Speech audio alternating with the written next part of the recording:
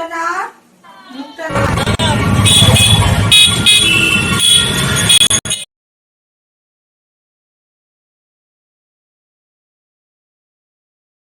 নমস্কার বন্ধুরা, কেমন আছেন সবাই? আজ আবারও একটা নতুন ভিডিও নিয়ে আপনাদের কাছে চলে এসেছি। সকাল এখন 6:30। ফুলতলা দিয়েই আজ আমার দিনটা শুরু করলাম। চলুন আজ আমার বাগানটা আপনাদের দেখাই। টগর গাছ, আকন্দ ফুল গাছ, জবা গাছ, এই 3টি গাছ আমাদের বাড়িতে আছে। যা ফুল হয় তাতে আমার ঠাকুরের আসন, সিংহাসন খুব সুন্দরভাবে সাজানো হয়ে যায়। এই আকন্দ ফুলের গাছের সামনে আসতেই আমার খুব আতঙ্ক লাগে। কেন জানেন? এই কদিন আগেই আমার চোখে এই আকন্দ ফুল গাছের কষ পড়ে গেছিল। আমি ফুল তুলতে এসেছিলাম, আমি অজান্তেই প্রতিদিনই ফুল তুলি, কখনো এরম হয় না, সেদিন হুট করে আমার চোখের মধ্যে এই আকন্দ ফুলের কষ পড়ে গেছে। আমি সেটাকে খুব লাইটলি নিয়েছিলাম, বুঝতে পারিনি। আমি ভেবেছিলাম আমার চোখটা বুঝিয়ে নষ্টই হয়ে গেল। চোখ অপারেশন করতে গেলে যে পরিমাণ ওষুধপত্র লাগাতে হয়, সেরকম ওষুধ আমাকে দিয়েছিল ডাক্তার, এমনকি আমাকে খাওয়ার ওষুধও দিয়েছিল। তারপর থেকে আমি যখনই আকন্দ ফুল ছিঁড়তে যাই, নয় চোখে চশমা পরে নিই, আর নয়তো সাবধানতা অবলম্বন করি। আপনারাও বন্ধু যখন আকন্দ ফুল ছিঁড়বেন এই পদ্ধতিটা অবলম্বন করতে পারেন, চোখে একটা চশমা পরে নেবেন। গাছটা না একটা দড়ি দিয়ে বেঁধে দেবে তো, না বাঁধলে জিনিসটা ছড়াচ্ছে না বাবা। নীলকণ্ঠ, নীল রঙের যে অপরাজিতা, ওটা পাওয়া যায় না, ওটা অনেক কষ্টে পেয়েছি। এই কাকিমার বাড়িতে হয়েছে, আমি বীজ এনে মাকে দিয়ে ফুটিয়েছি, হয়েছে। এবার এটাকে ভালো করে যত্ন করতে হবে। শিবের মাথায় একটু একটু দেবো, সাদাটা হয়ে যায়, নীলটা পাওয়াই যায় না। ফুল তোলা আমার হয়ে গেছে, এবার ছেলেকে একটু খাইয়ে দেব। অন্য সময়ও ফোন দেখে না, খাওয়ার সময় একটু ফোনের জন্য আবদার করে। আমিও দিই, কারণ আমি এই কারণেই দিই, কারণ ও অনেক কিছু বায়না করে, তো এটা খাবো না, ওটা খাবো না, কিন্তু ফোনটা চোখের সামনে থাকলে আমি ওকে কি খাওয়াচ্ছি ও সেটা টের পায় না। এখন ঘড়িতে 11:30 বাজে।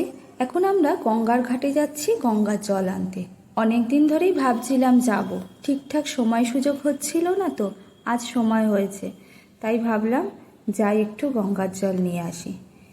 ওখানে একটু শিব মন্দিরও আছে, তাই ফুল বাড়ি থেকে নিয়ে যেতে ভুলে গেছিলাম, তাই এখানে দেখলাম একটা ফুল গাছ, একটু ফুলও তুলে নিলাম।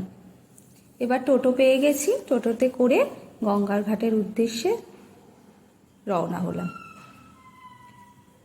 বাড়ির থেকে গঙ্গার ঘাট বেশি দূরে নয়, তাও আবার হেঁটে যাওয়াও যায় না, টোটোতে গেলে সুবিধা হয়। চলে এসেছি গঙ্গার ঘাটে। যখন বেরিয়েছিলাম আকাশ তো ঠিকঠাকই ছিল, কিন্তু মাঝ রাস্তায় দেখি হালকা করে ঝোড়ো হাওয়া দিচ্ছে এবং অন্ধকার করে এসেছে। গঙ্গার ঘাটের পরিবেশটা এত মনোরম যে মনে হয় আর বাড়ি যেতে ইচ্ছা করে না, কিছুক্ষণ সময় কাটিয়ে যাই মনে হয়। আজকে গঙ্গায় ভীষণ ঢেউ, ঝোড়ো হাওয়া দিচ্ছে, ঝড় আসছে, তো তাই জন্য মনে হয় গঙ্গার জলে ভীষণ টান। গঙ্গার চারপাশটা এত সুন্দর যে সকালবেলা অনেক মানুষে আসে এখানে, মর্নিং ওয়াক করে। গঙ্গা সংলগ্ন স্থানে কালী মায়ের মন্দির এবং শিব মন্দির আছে। কালী পুজোর সময় এবং শিবরাত্রিতে এখানে খুব বড় করে পুজো হয়।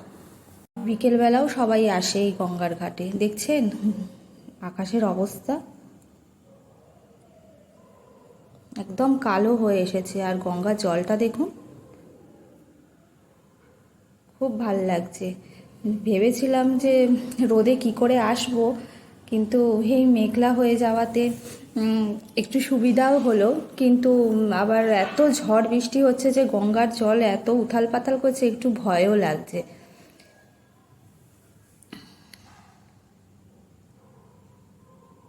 ওই দূর থেকে একটা ছোট ডিঙি নৌকো আসছে, মাছ ধরতে যাচ্ছে মনে হয়।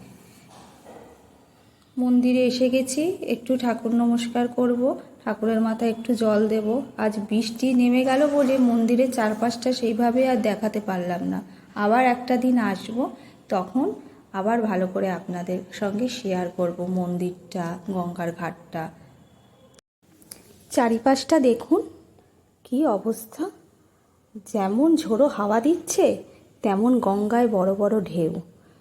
বোঝাও যাচ্ছে না যে আমি সমুদ্রের ধারে দাঁড়িয়ে আছি না গঙ্গার ঘাটে।